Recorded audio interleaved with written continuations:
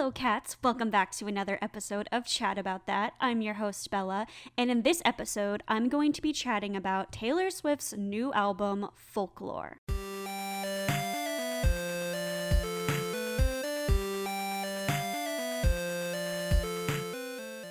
Before I chat about that, I wanted to let you know that I don't have anything new to report in regards to George Floyd or Breonna Taylor and the cops that were involved in their murders. And just because I don't have anything new to report doesn't mean that justice has been served and doesn't mean that we should stop talking about them and everyone else who has suffered injustices at the hands of police. So I am going to continue to include links to Black Lives Matter, Justice for Bree, and Justice for George Floyd in my show description. I also have been doing more research and trying to educate myself on other cases similar to George Floyd and Breonna Taylor, and I will talk about that a little bit more in the next episode. I also looked into the two films that were the original films that were shown at drive-in theaters. The films are called Bags of Gold and Wives Beware, and they're super old films from the 1900s. I couldn't really find much info on them, and I wanted to do some research on them just to see if there was anybody like really famous in them or if they, were really well known, but I really couldn't find much information on them. So just wanted to let you know that. So that's it for the updates, and now let's get into the main topic for this episode. So I'm recording this episode on July 24th, the release day of Taylor Swift's new album, Folklore.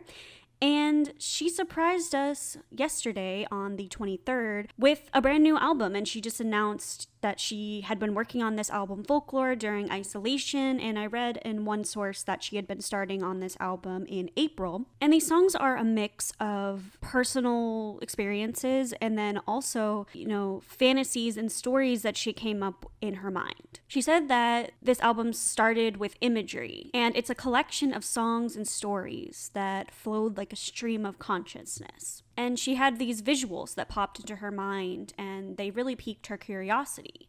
And she just started writing songs, and a lot of them are actually through the perspective of some imaginary people and then some real life people as well. And once I get into the breakdown of each song, I'll go into a little bit more detail about that. But I do want to read a quote from her, and she says, "In isolation, my imagination has run wild, and this album is the result. I've told these stories to the best of my ability with all the love, wonder, and whimsy they deserve. Now it's up to you to pass them down." And I'll link a couple of articles where you can learn a lot more detail and read her personal note about the album. I actually stayed up until midnight last night I guess midnight this morning and watched the music video for Cardigan, which is the second song off of the album. And it's a really beautiful song, and I'll get into it when I talk about the breakdown in a minute. But the music video starts off with her in this cabin, and she's playing on piano, and then the back of the piano starts, smoking with this gold, glittery, ethereal, sort of imaginary looking like glitter, and and she opens up the piano, and that glitter and that smoke is, popping out of the back of the piano, and she goes inside of it, and then she ends up in a forest, and then there's a piano there, and then she ends up going into this piano seat, and then she ends up in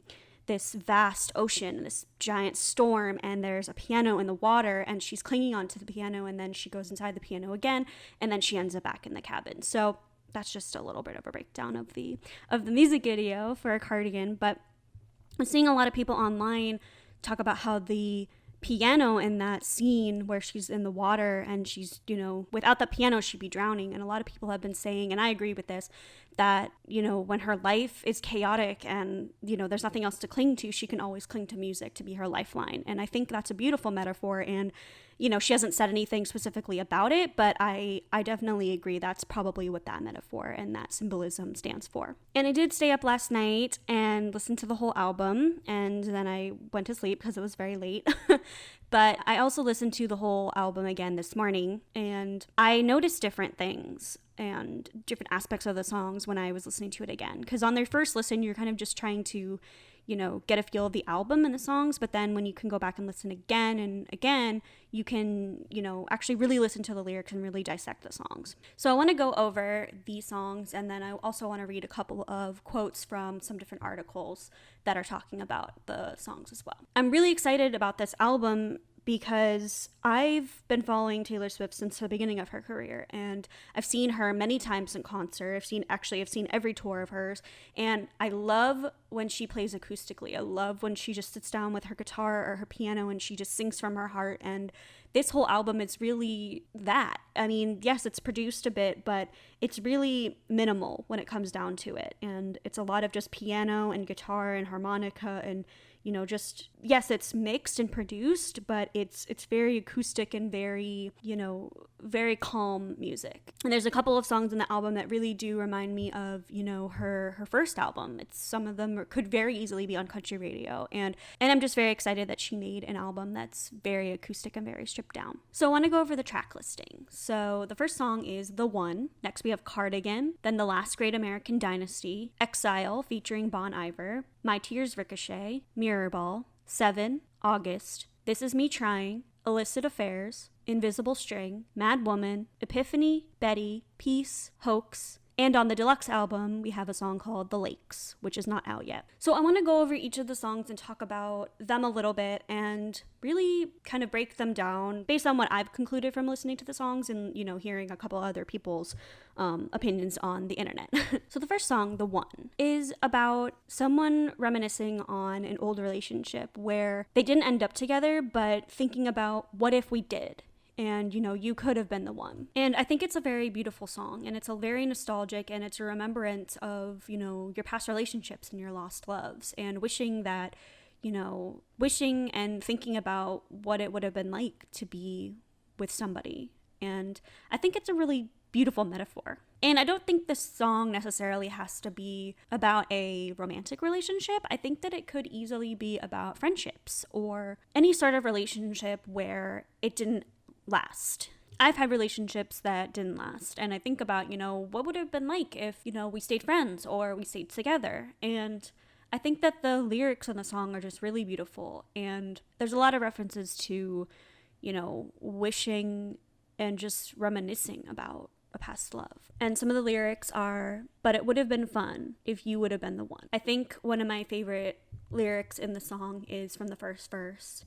It says, I hit the Sunday matinee. The greatest films of all time were never made. I think that's like a really beautiful line. And I mean, obviously I could spend hours just dissecting each and every one of these songs, but I don't want to make this podcast 10 hours long. So I'm not going to go through like every single lyric of the song. And the song isn't blaming or angry. It's just, what would have been if we were together. And I really like that because I don't think every song that's a reminiscing song about lost love has to be, coming from a place of anger. I think it's this album is very mature. Not that her other albums weren't, but I think as she's grown and I think as she's, had more relationships, she's able to articulate them in a different way. So this album is very, very much self-reflection and, coming to different conclusions and not being afraid to say what's on her mind.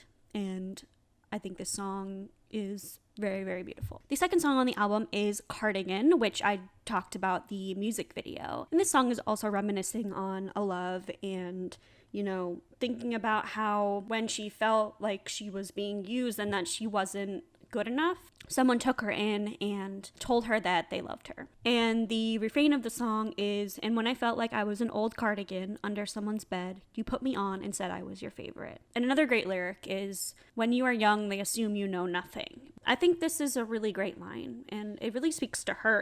And there's speculations that this song is one of the songs on the album that isn't about her life. It's about, one of the fictional characters and people within the album, which I'll talk about later. But, I think that each of these songs, there's pieces of her real life within them. I don't think, yes, she came up with these songs and some of them are about these, stories and things that she just came up with. But I think that she's very strategic about the way she writes. And I do think that there are elements and, callbacks to her life in every one of the songs. So that line about when you're young, they assume you know nothing is, her whole life people have underestimated her. But you can't always assume that people know something or don't know something just because of their age. And this song is, again, I'm going to say this about every song because they're all so beautiful, but I really think that with this album, she's really showcasing her songwriting skills. And again, I'm one of her biggest fans, so obviously I'm going to talk great about her, and I always think that her songwriting is amazing. But this album in particular, I think, is some of the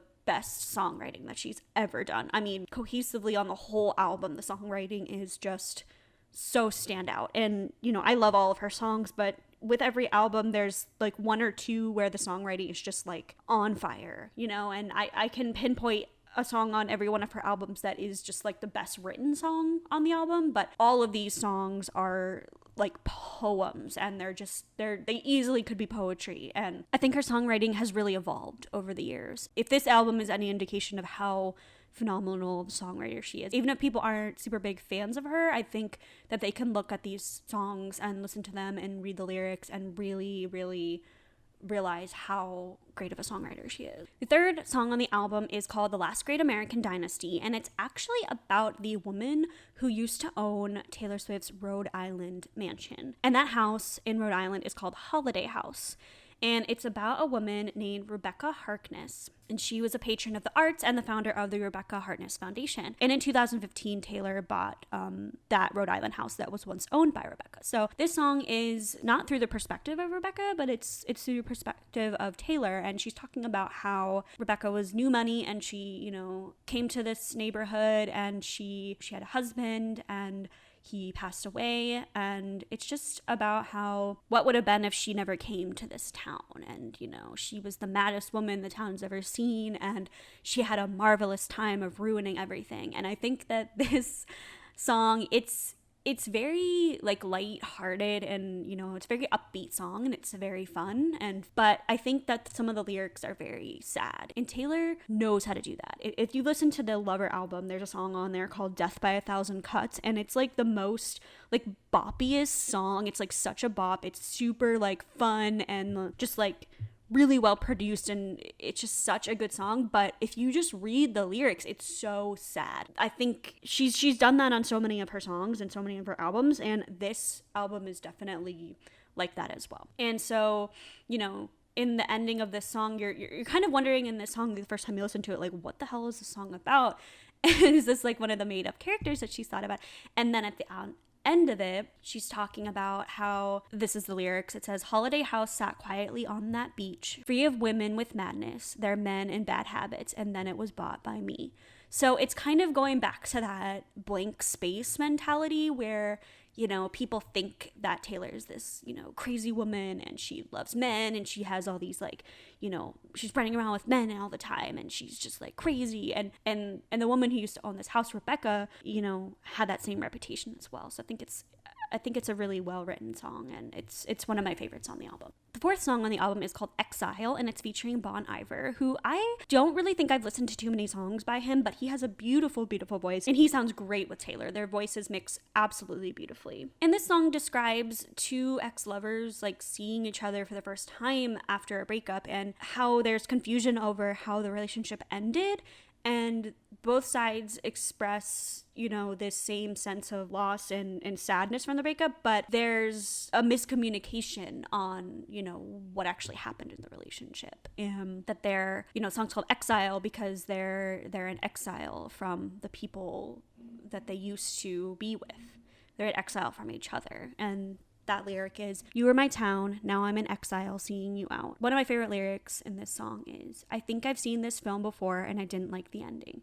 And I think that describes, you know, being in a relationship and knowing that it's not going to end well, and knowing that there was destruction on both sides, and, you know, you saw it coming, and you've seen it before. You know how that kind of relationship is going to end. Again, I think this song is beautiful. It's kind of a heartbreaking song, but it's so well sung, and I think it's a really good song to listen to and to think about, you know, when you think about relationships ending. Again, yes, this is definitely more about like a loving relationship, like a romantic relationship. But again, I think a lot of these songs can be interpreted in different ways. And this song can definitely be interpreted as a, you know, friendship as well, because when people fall out with each other, there's two sides to every story, and you're exiled from people that you used to know. Again, I think this is a beautiful song. I've said that about every song so far, but this is just absolutely gorgeous, and it was actually written in collaboration with Bon Iver and William Bowery. The next song, track 5, which if you are a Swiftie, you know that track 5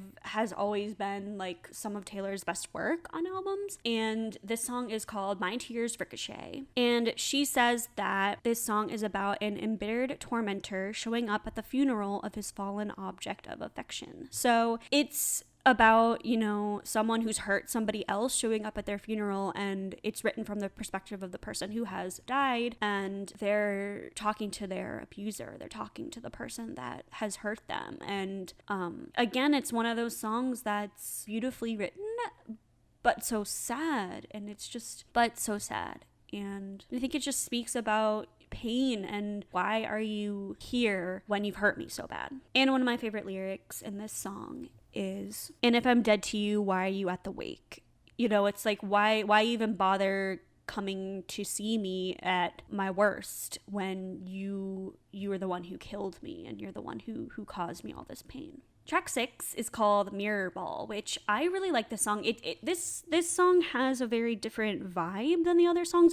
It fits in with the rest of the album. None of the songs feel out of place, but this one has a very different vibe, and it's mixed differently than some of the other songs. And she's comparing herself to a disco ball or mirror ball, and she sees herself reflecting off of other people and their personalities, and she's the one in the center of the room. She's the one entertaining people, but she's broken and she's shattered. Because if you know what a disco ball looks like, it's made up of tiny pieces of glass that all come together to make this beautiful thing, but it's broken. And she says, when I break, it's in a million pieces. And I'm a mirror ball. I'll show you every version of yourself tonight. Spinning on my highest heels, shining just for you. I'm just reading some of the lyrics because this is one of my favorite songs on the album as well. And it's, you know, she's broken in a million pieces, but she's the center.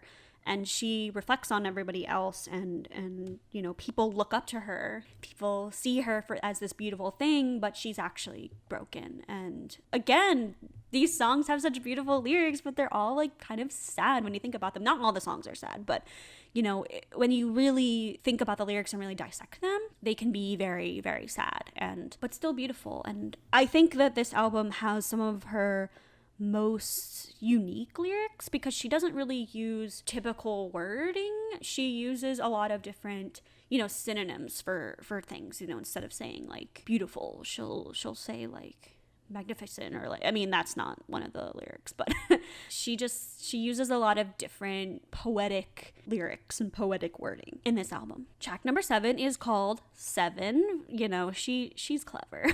And this one's actually about I'm not sure if this is one of the thought up characters or it's actually about a childhood friend, but it's basically about being friends with someone who has a really hard life, and they, you know, quote, hit their peak at 7 when everything was, you know, still magical and they were still innocent. And she's reflecting back on how that innocence didn't allow for her to see all the really bad things in life, and how she loved this person, and, you know, they were a good friend to her, or possibly a crush. It's not entirely clear if this is a friend or a crush that she had, but it's about how, you know, this person had a bad life, a bad home life, and how she talks about how she wants them to come live with her, and they can be, you know, best friends forever, and that person doesn't have to cry. They can be with her and they can be happy. This person's like wanting Taylor to remember them as young and innocent. Track number 8 is called August, which someone online pointed out that August is the 8th month of the year. So again, Taylor just coming in with, you know, her being super clever. And this one's about reminiscing on a relationship that happened during the month of August, and it seems from the lyrics that these people were together during the summer between school, and they weren't actually supposed to be together. It seems like the person that Taylor is talking about in the song has a girlfriend or has a boyfriend, and they're having this kind of secret like romance in August, and talking about how August slipped away and it was just a moment in time, and that this person wasn't hers to have, but she's still remembering, it and remembering this time that she had with them. And this song is another one, sad lyrics, sad concept, but wrapped up in this beautiful happy bow. Again, kind of like Death by a Thousand Cuts, but they're reminiscing on being with this person and caring so much about them and loving them, but they weren't theirs to have. It was just a fling, but doesn't mean that it wasn't something. Track number 9 is called This Is Me Trying, and it's about her coming to talk to somebody and trying to repair a relationship and accepting that she did something wrong, but at least she's coming and trying to make a difference.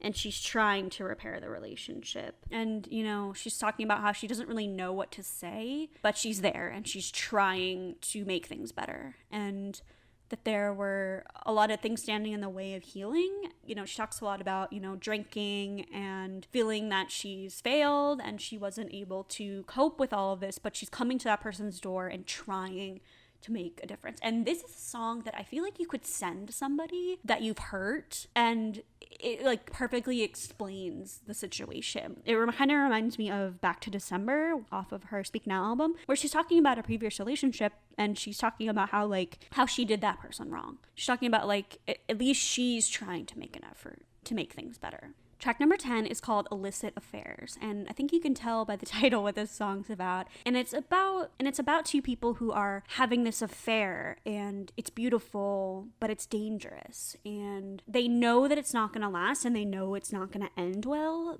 but that doesn't mean it's not beautiful. It doesn't mean it's not something. And they recognize that there's this high and this, sort of beauty that comes with a relationship like that, but they know that it's going to end in heartbreak. And the chorus is, and that's the thing about illicit affairs and clandestine meetings and longing stares. It's born from just one single glance, but it dies and dies and dies a million little times.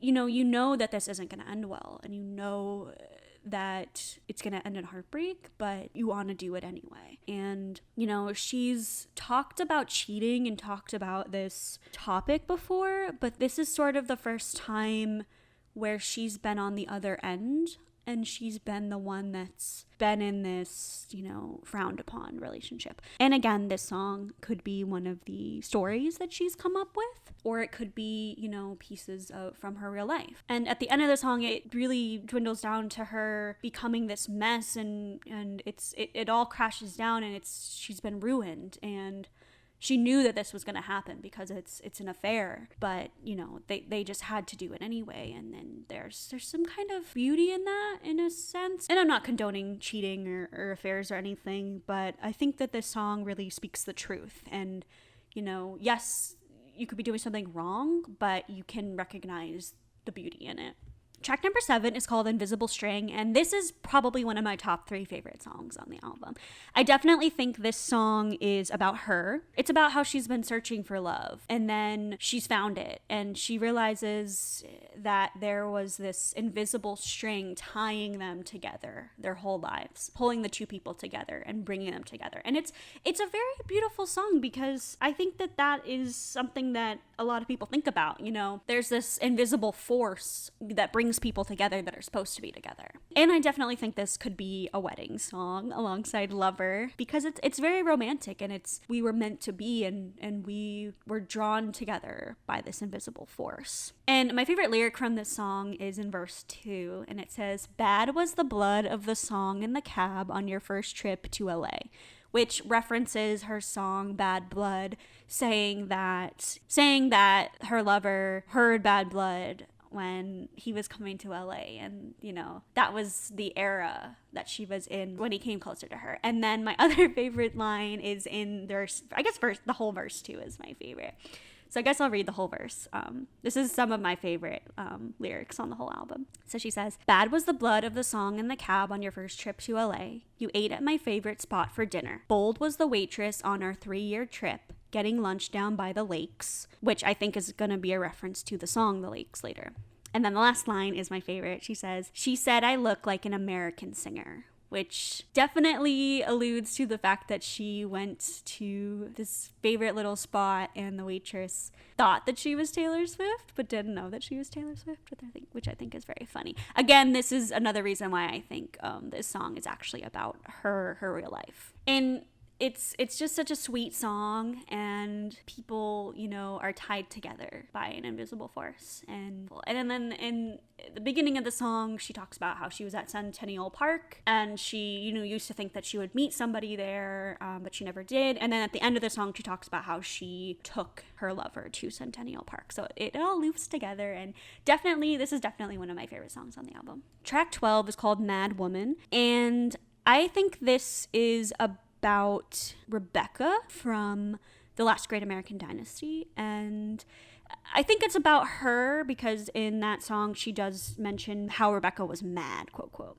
and she was crazy. But I also think that this song could also be about some of Taylor's experiences as well. So that's why I don't think these songs are necessarily either just these stories that she came up with or about her life. I think she's kind of mixed them together. And this song is about how this woman is known as, crazy and this outcast in this town, and how people outcast her and how people came up with these conclusions about her. And one of the lyrics in the song that I think is very, very true is, "And women like hunting witches too," meaning that men aren't the only ones who outcast women and call them crazy and create these faux reputations of them. Women also hurt other women too, and I think that's very important. And this also goes back to Taylor's been hurt by not just men calling her crazy, but also other women. And some of my favorite lyrics in this song are, "Does a scorpion sting when fighting back? They strike to kill, and I will." So it's talking about how just because people think she's crazy, she's not gonna just sit there and take it. And there's also lyrics where she's talking about how when someone calls her crazy, she gets more crazy. And when people say that she's angry, she gets more angry. And you poke this person and you edge this person on so much till they have to fight back. But then when they do, people turn it around and say that it's their fault. This song also is the first song on the album where she says the F word. And if you know Taylor Swift, she's never said the F word in any of her songs. And there is another song where she says the F word too. But the first time I heard it, I was like, what? Like, you know that meme, and a oop? Like, that I had an oop moment when I heard her say the F word the first time. So I don't have any issue with her saying that because she's 30 years old and she's allowed to say what she wants in her songs. But I think that it's very telling of where Taylor is in her life and in her career, where she's not holding back anymore, and she's gonna write the lyrics that she wants, and she's gonna say them and interpret them in any way that she wants. So this is definitely another one of my favorite songs on the album. Track number 13 is called Epiphany, and I've only listened to it twice, and I honestly don't think I will be able to listen to it again because both times I listened to it, I was sobbing like a little baby. And this song touches on Taylor's grandfather's experience when he was in the military. And it says, "Crawling up the beaches now, sir, I think he's bleeding out." And there's lyrics like that talk about her grandfather just being so affected by this war. And, there's things that he's not able to talk about because of it. And then the chorus and the other verses are about how there's people that are dying and there's things that they can't talk about, and how when they're drifting off to death, they have this epiphany and they're trying to make sense of what they're seeing and also what they've seen in their life. And it's such a sad song. I really don't think I'm going to be able to listen to it. This is definitely up there on, there's only like 3 songs by Taylor that I can't really listen to, and this is definitely one of them. So it's a beautiful song, but I really have a hard time listening to it. So probably we'll have to skip this one when I'm listening, but still very, very beautiful. But it's a skip just because it makes me sad. Track number 14 is probably my favorite song on the album, and it's called Betty. And I think that this is everyone's favorite song based on what I've heard. And it's through the perspective of a guy named James, and he is talking to Betty and talking about how he's hurt her and he knows that he can't make up for what he's done and how he's hurt her. And it's kind of alluding to him cheating on her or not being faithful, or just hurting her in some way. And he is just speaking to Betty and saying, I'm sorry that I hurt you. But what you heard and all the rumors, they're true. I did hurt you like this. And if you don't want me to be with you and you don't want to ever see me again, just let me know. But I just want you to know that I'm sorry. And I really like this song because it's very happy and it's taking accountability for your actions, which I think is very important. And this song also alludes back to Cardigan. And people think that this song, Betty, Cardigan, and August are all about the same people. That this is, this story all together. So this song definitely fits in with those other two songs. This is also the other song on the album where she says the F word, and she says the F word in the chorus. So she says it more than once in the song, which again, I don't have a problem with that. The narrator of the song, James, is 17. So I think it also fits in with teenagers and that kind of stuff. But again, Taylor Swift is 30 years old. She doesn't have to censor herself anymore. And some of my favorite lyrics are in the chorus. It says, "But if I showed up to your party, would you have me? Would you want me? Would you tell me to go F myself or lead me to the garden?" And it's very beautiful. And this is a song that definitely could be on her first album, maybe not with the F words, because she didn't say that. She didn't say the F word back in her first album. But I think that this has a very reminiscent of Mary's song, which is on her first album. If you're an OG Taylor Swift fan, you'll know what that song is. But it's a very typical Taylor story song where she's talking through the perspective of other people. And this is it's so catchy, and I just absolutely love this song. And it's one of my favorite songs in the album, definitely. And she was chatting with people before the Cardigan music video came out. She was chatting and talking about things in the album, and she says that there is a collection of 3 songs I refer to as the Teenage Love Triangle. These 3 songs explore a love triangle from all 3 people's perspectives at different times in their lives. So that's what Cardigan, Betty, and August are. That's the love triangle. So people kind of piece that together. But Betty is definitely one of my favorite songs, probably my favorite off the album. Track number 15 is called Peace, and I think that this is a song about her, and she's describing her life and how she's changed over her life, and she's talking to a lover, and would it be enough if I could never give you peace? She's praising this person for being able to put up with all of the craziness that comes with her life, and I also think it could be a lost love too. I think a lot of these songs are about lost loves, but she's talking about how people think that their love isn't real, but she would die for them, and talking about how there's danger everywhere, and there's always going to be uncertainties with being with her, and she can never really give this person peace, but would that be enough to stay with them? I think it kind of reminds me of Dancing with Our Hands Tied from Reputation, where she has this reputation and people are always going to be looking at them, but this person stayed to be with her. Again, this song could also be about a lost love too, but I do think this is about her real life. Track number 16 is called Hoax. This is the final track on the album, and she's talking about how she went through a really bad relationship and that she was really driven to hopelessness by this person, and she's really not able to let go of this relationship. And some of the lyrics are, "Your faithless love's the only hoax I believe in. Don't want no other shade of blue but you. No other sadness in the world would do." And she's talking about how she knows that this person's hurt her, but she wants to be with. I think this is a beautiful song to end on, and it definitely fits in with the themes of the album. So that is all of these songs on the album. I do want to read from some quotes from what Taylor has said about this album. "A tale that becomes folklore is one that is passed down and whispered around, sometimes even sung about. The lines between fantasy and reality blur, and the boundaries between truth and fiction become almost indiscernible. Speculation over time becomes fact. Myths, ghost stories and fables, fairy tales and parables, gossip and legend. Someone's secrets written in the sky for all to behold." So I think that really goes back to what I was saying, where she says the lines of fantasy and reality blur, where I think that a lot of the songs where they're the ones that are like these made up characters in her head, those songs also have insights into her own life and also have, you know, motifs of things that she's actually experienced. So I don't necessarily think that all of the songs are either just one or the other. I think that, you know, she's mixed things within the songs. Again, like I've ranted on about this, I think that this is her best written album so far, and just you can really hear how beautiful her voice is. You can really see how much she's grown and how much her songwriting ability has, you know, really just transformed over time. She is such a phenomenal songwriter, and this album is such a testament to that. I think that it's so cool that she wrote this during isolation, because there's a lot of themes to that, to feeling isolated and to wanting to talk to people but not being able to. And I just think it's really just so phenomenal. I'm not sure if they're even doing the Grammys next year because of COVID.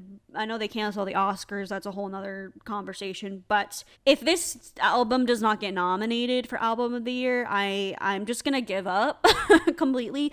I mean, Lover wasn't nominated for Album of the Year, which was freaking stupid. And if this doesn't get nominated or win any awards, I will have given up on award shows altogether and just never watch any of them or even care about them ever again. This album is such a testament to her ability for songwriting, her maturity, her growth as a musician, and really showing that when you just strip down music to its basic elements, just very minimal mixing and just really strong vocals, you know, you don't need all of the glitz and glam that comes with music. And yes, I love pop music and I love produced music, but you know, this just shows how talented she is and how she's really grown over the years. I think it's really awesome that she, you know, just surprised us with this. You know, if you've been following her like I have, you know that she loves to lead up to her albums and do teases and, you know,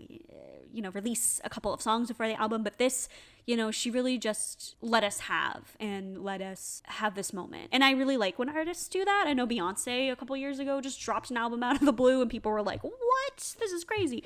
So I think it's really special that she just decided to come out with this album and just let us have it and let us enjoy it. That is it for this episode. I hope you enjoyed me talking all about Taylor Swift's new album and just being a total nerd about it. Sorry if I was a little rambly when I talk about Taylor Swift. I just ramble on and can never shut up. I honestly didn't really know how to end this podcast because I just want to keep talking about her. But like I said in the beginning of this episode, please check out the links in the episode description for Justice for George Floyd, Justice for Bree, and Black Lives Matter. And you can also find links to Taylor Swift's website and a couple of articles talking more about the album. Thank you for listening to this episode. I hope you enjoyed it. Like always, stay safe, stay classy, and I will chat again with you soon. Goodbye.